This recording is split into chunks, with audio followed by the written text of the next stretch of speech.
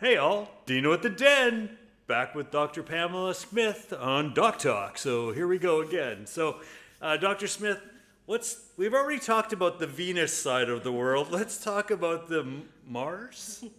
So let's talk about men's health. What do you see men for a lot of the time? Absolutely, and I previously made the joke that I see men when the wives kind of drag them in, and it's kind of accurate because a lot of the time men don't. Well, I don't know what it is because obviously I'm not that gender, but if it's just not an awareness or not really a focus or they can push through, but sometimes there's a lot of things that get glanced over, I find, in men's health. So things that probably would bring somebody in on their own would be things like testosterone production, looking at that from a strength or an energy component. Sometimes it can be weight management that sometimes can bring somebody in. Sometimes heart health, that's obviously a topic, but sadly sometimes we see that a little bit later than I'd like to. We like the preventative side of things, so I'm always assessing for that. Some of the things that I look for though with men's health that maybe aren't always top of mind are things like iron deficiency or different nutrient deficiencies. Going back to maybe not being as aware of health, but sometimes I'll see a really low iron number, and so when we investigate that further, it's like, oh yeah, no, my gums bleed every day, and it's like, okay, that's not normal. We need to figure this out.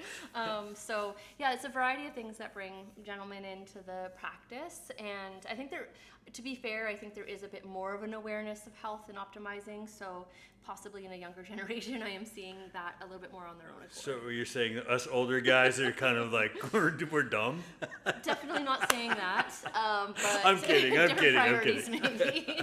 Maybe just a little slower to react to things, I guess, go. would be a better way of putting that. So let's talk about, in staying with men's health for a minute, the testosterone. What about like thyroid, those types of things? Let's kind of look at that a little bit. Absolutely. So I would say in general, I see and diagnose thyroid conditions a little bit more in women, but absolutely we see it in men as well. Things that, what the thyroid controls, it's our metabolism. So we think energy, we think weight management, we think drying skin, slowing bowels, like all of those sort of symptoms.